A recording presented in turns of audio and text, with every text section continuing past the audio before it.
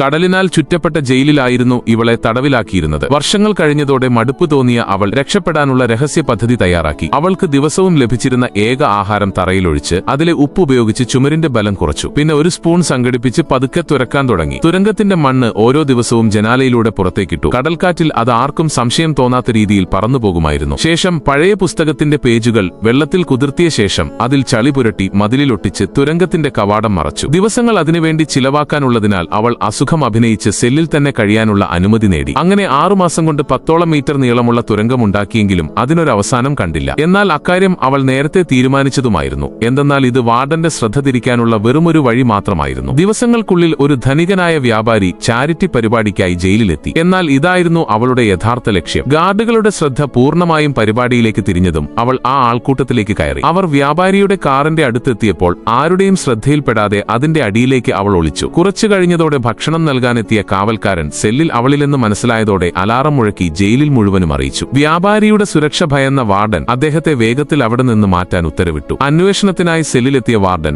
ദേഷ്യത്തോടെ ഒരു പുസ്തകം ഭിത്തിയിലേക്ക് എറിഞ്ഞു. അതോടെ ഭിത്തി പൊളിഞ്ഞ് തുരങ്കം പുറത്തായി. ഉടൻ തന്നെ തുടരന്വേഷണത്തിനായി ഒരു ഓഫീസർ വന്ന് 20 മിനിറ്റോളം ആ തുരങ്കത്തിലൂടെ ഇഴഞ്ഞു നീങ്ങി. അവസാനമാണ് അത് ഒരു അറ്റമില്ലാത്തതാണെന്ന് മനസ്സിലായത്. എന്നാൽ അപ്പോഴേക്കും അവൾ ഒരുപാട് ദൂരം എത്തിയിരുന്നു. ഇതുപോലുള്ള വീഡിയോസിനായി സബ്സ്ക്രൈബ് ചെയ്യൂ.